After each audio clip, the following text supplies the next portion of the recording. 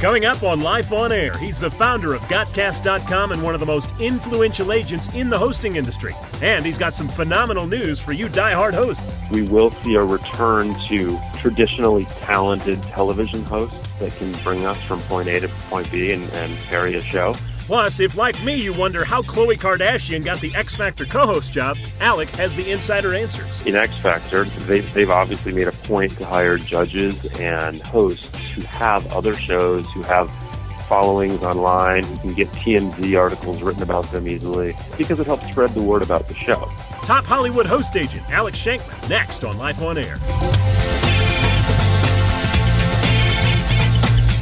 Hey everybody, welcome to Life on Air. Tim Tialdo here with you, and you've reached the podcast for the TV hosting industry.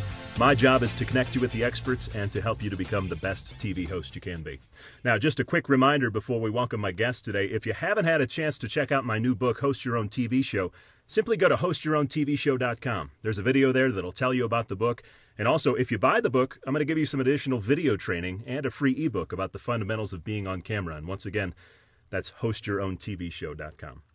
Now, I'm very excited and honored at the same time to welcome my guest for today's podcast. He is definitely what I would call a heavy hitter in the industry and has the resume to prove it. He is the author of 2 books about how to break into the business. One is called Moving to Los Angeles, the ABCs of Making Your Hollywood Dreams Come True.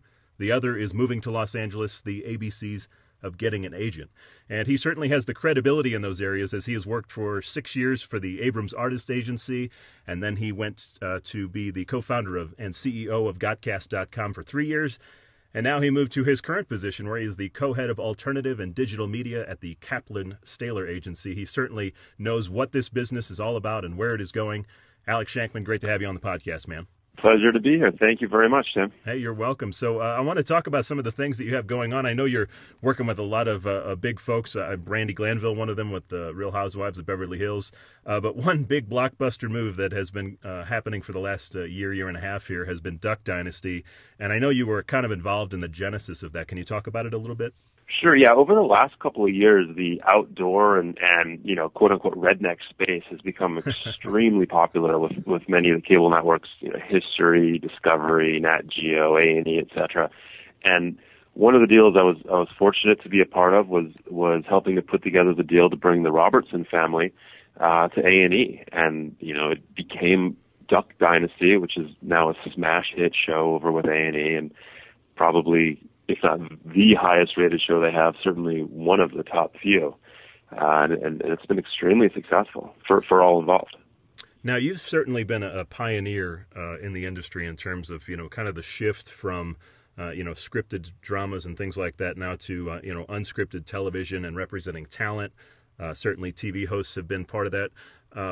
Gotcast, that was a big move that really kind of revolutionized the industry. Can you talk a little bit about how that whole idea evolved? Yeah, so it's a great question. You know, in 2007, 2008, 2009, what was happening, quite frankly, was MySpace.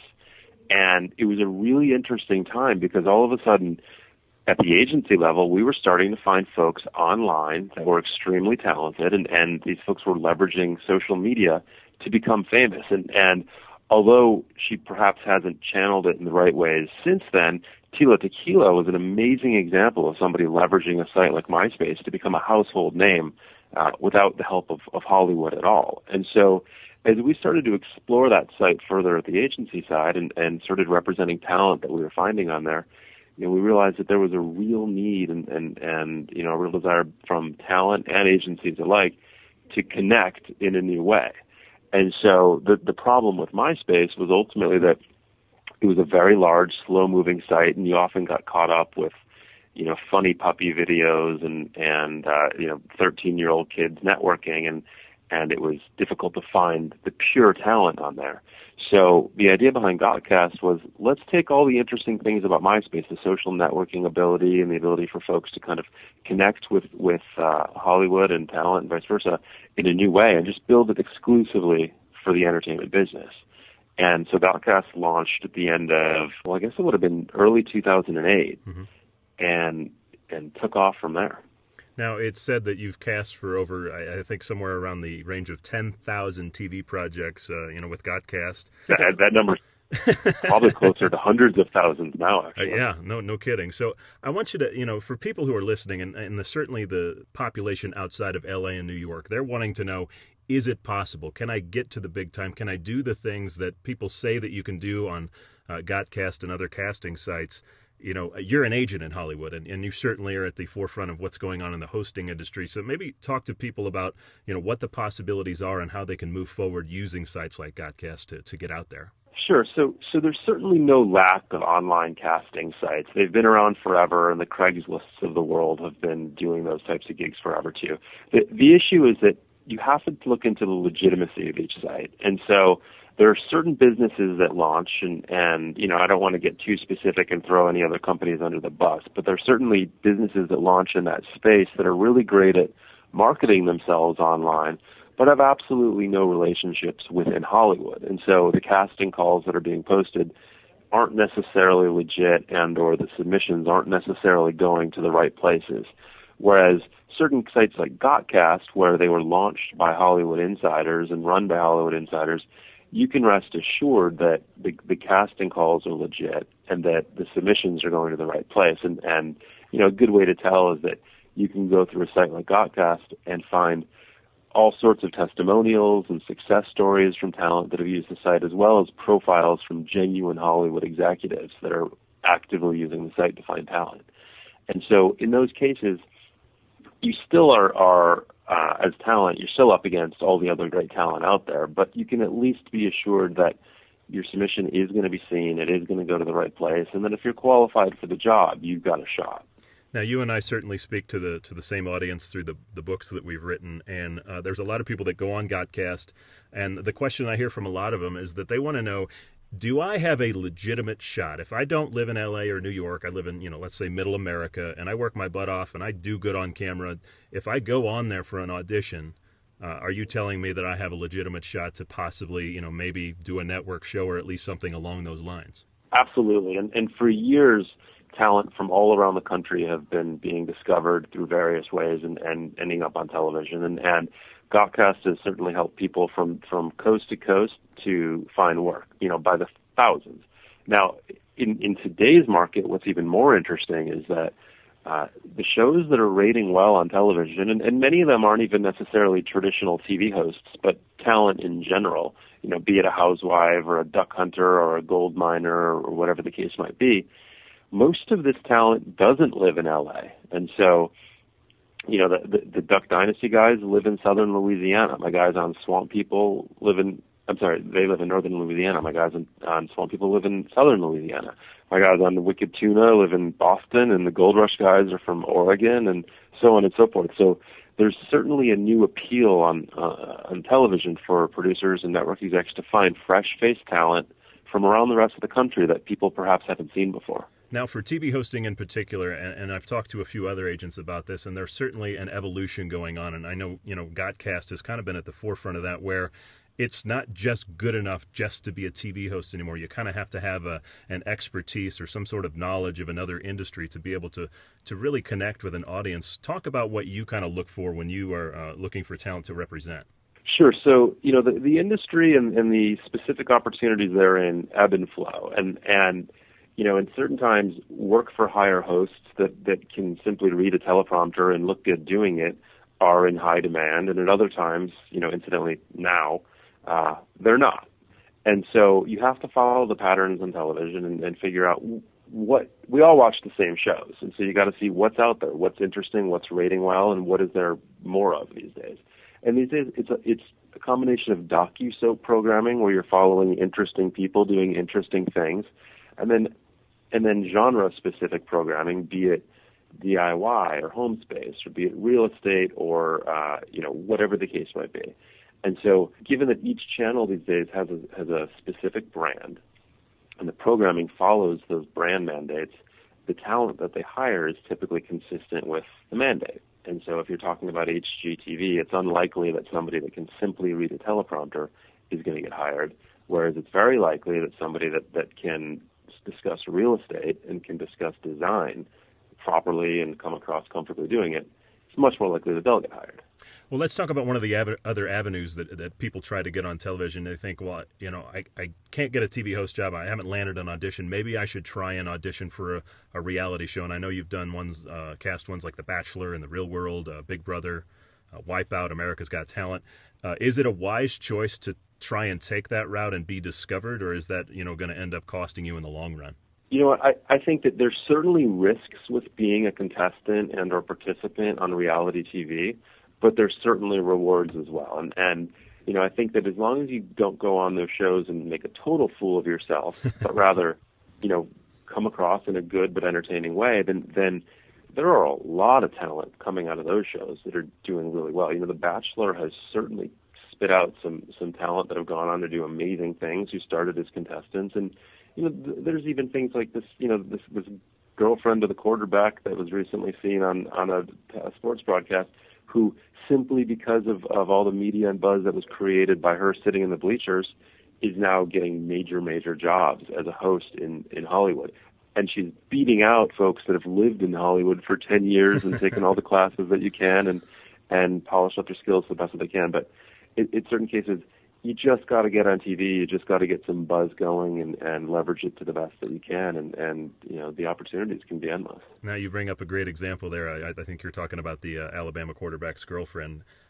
She simply got so much attention because, she's stunning, let's just be honest. But there's a lot of, especially women, that will say, well, is it still just about the looks? If I'm a good-looking girl, do I have a better shot than somebody who, doesn't quite, have that genetic blessing? Being easy on the eye certainly doesn't hurt. But at the same time, you don't need to be a supermodel. And I think that many of the top hosts on TV from Oprah on down aren't supermodels. It's just, it doesn't hurt in certain cases, but ultimately what matters is the substance, and what matters is the charisma and the ability to come across comfortably on camera. And if you look at any of the shows that are rating well right now in cable that perhaps aren't hosted but are pulling big numbers, be it Gold Rush or Duck Dynasty or Swamp People or Housewives is a bad example, but you're dealing with real Americans, and they look like real Americans, and they're still pulling in by the millions big ratings. Now, I've had a lot of people ask me about one host in particular over the past few months who has garnered a lot of attention because she got the job over a lot of hosts that, the hosting industry believed that, should have got it, and that's Khloe Kardashian with the X Factor. Is just because she had a following with the Kardashian clan mostly the reason that she would get a job like that? Or, coming from an agent standpoint, I'd love to hear your opinion. Yeah, so a lot of shows, and in particular a show like The X Factor, are leveraging talent's ability to kind of spread the word about shows through other medium in their hiring process. So, for example, in X Factor, they've obviously made a point to hire judges and hosts who have other shows, who have followings online, who can get TMZ articles written about them easily, so on and so forth, because it helps spread the word about the show. And so someone like Ryan Seacrest or Mario Lopez or Carson Daly, who are all obviously very popular hosts in primetime television, also have shows on the radio. And, it allows them to kind of promote both shows to different markets and different medium, and it adds value. I have another client named Heidi Hamilton, who has a show here in Los Angeles on KLOS, who is a radio personality. She's been here for years in morning radio, and just starts soon a new show with Logo. And they certainly like the fact that she can talk about the TV show on the radio and the radio show on TV, and it brings in other viewers, it brings in other awareness. And in Chloe's case, there's no family in the country being talked about more through the blogs and tabloids than the Kardashians. And so in a case where X Factor is obviously still on the upswing of trying to garner viewers and garner ratings, she makes a lot of sense, and people do talk about her, and she will bring a certain number of her fans to watch that show, which unfortunately for your average aspiring host, they don't have that offering, and in turn don't necessarily add as much value for that role on that show. Gotcha. So as we kind of evolve here into 2013, as the industry continues to change, what do you see kind of happening in terms of the TV hosting industry and, the evolution of it? Well, it goes, it's a pendulum and it swings back and forth, and I think that, we will see a return to traditionally talented television hosts that can bring us from point A to point B and carry a show. I think that right now it's a tougher market for those talent in particular, and it's those outside skill sets that are really important. But, I think the reality-based and unscripted television, it's making up the vast majority of what's on TV. It's certainly not going anywhere, and I think that skill set will continue to be incredibly valuable. But I'd say for the time being, it's extremely helpful for anybody with any sort of other area of expertise that they can bring to the table, from automotive to finance and from tattoos to healthcare, to make sure that brand is developed and that it's clear that people do have those areas of expertise, and that cable TV outlets and networks and online outlets, et cetera, can leverage those skill sets in addition to their hosting skills to really make these people stand out and cut to the front of the line for opportunities. Some great information there. And certainly before we go, I wanted to give you the chance to talk a little bit about both of your books. I know they've been successful and certainly have helped some people. Can you tell us a little bit about them?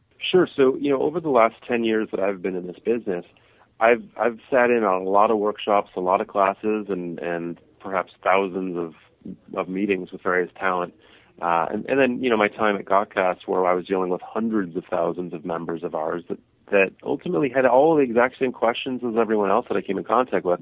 What I decided to do is just take the information, take the answers to those questions, and put it in one place. And so the Moving to Los Angeles book, there are thousands or perhaps millions of folks all around the country that want to move to LA, that have been debating moving to LA, but that have no idea how it works. And as silly as that sounds, there's just a few simple steps that you can take to kind of go make sure that you're doing it as efficiently, as effectively as possible, and actually get to LA and have a real shot at pursuing your career. So I put all the answers to those questions in one place. And then, the other question that comes up all the time from folks all around the country is, how do I get an agent? And, there are a lot of agencies. There are probably 250 agencies in LA or more, but there's a process and there's a way to go about it, and there's a way to get turned down. And so it's the same kind of thing. Having been an agent for a decade, I figured I'd take the information that's worked for me and clients that have pursued me and as well as those from my other peers in the business, and just put it all in one place. And those are both available on Amazon.com? They're both available on Amazon.com, and they've proven to be really helpful tools for all sorts of talent, and especially a lot of the Gotcast members that were able to get all their questions answered when they weren't able to perhaps get one-on-one time with me. Well, Alec, man, it's been a real pleasure, and you've provided some information that I know the entire hosting community is going to be very excited to hear. So thanks so much for your time today, man. Yeah, it's my pleasure. Thanks for having me on, and let's talk very soon. Absolutely. That's Alec Shankman from the Kaplan-Staler Agency. And by the way, folks, don't forget about my book, Host Your Own TV Show. Just go to hostyourowntvshow.com. And once again, Alec's books, Moving to Los Angeles, The ABCs of Making Your Hollywood Dreams Come True, and the same title, The ABCs of Getting an Agent, both available on Amazon.com. That is the podcast for today, and as I always say, folks, the only way to predict your future is to go out and create it. Now go do it. We'll talk to you next week.